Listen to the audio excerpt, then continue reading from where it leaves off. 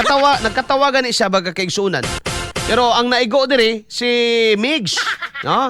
Paminahon na to kay man daw kabalong panguluan eh. Matod ba ni Auntie Claire wala man kunong alam ang panguluan ni mga kaigsunan, ha? XFM Katropa. Kung alam ng Pangulo, hindi yung mangyayari yan. Kung alam ng Pangulo. Sato ba walang alam ang Pangulo diyan? Sige, go. Parang teacher. Kapag kayo'y nangopya, ipapaalam niyo ba sa teacher niyo?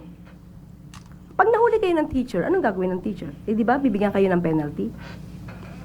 So, gano'n lang. Kung alam ng Pangulo yan, hindi niya yan ito-tolerate at hindi yan mangyayari. Ka-cute, no? Pero mga ganito kasing usapan minsan, Sige. Sa to pa bagay gala, inutil ang Pangulo.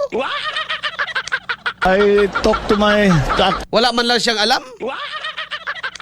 Nagkakanakawan na. Wala siyang alam or naghuhugas kamay siya. Hawa na! Sige daw. Pangutana ra ng amo, ma'am, attorney Jose Claire, no? Tanong lang po yan, tanong. No? Pangutana lang na siya. Wala bang alam talaga o nagmamaang-maangan kung sa Tagalog? Sige, padayon. So it was an agreement between the former Secretary of Public Works and the senators. according to him.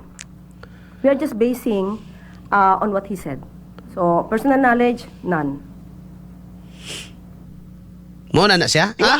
Cute ni Auntie Claire, eh? I talk to my where the You see that? Wa na yung mga angkon bay? Diba? Ang ilang gidutan karon si Bunuan na. Ang tirada karon sa Malacanang mga higala, no? Ay, si Bunuan kabaluan na. Pero ang Pangulo, wa kabaluan na. Kinsa si Bunuan? Alter ego kaniadto mga higala sa Pangulo.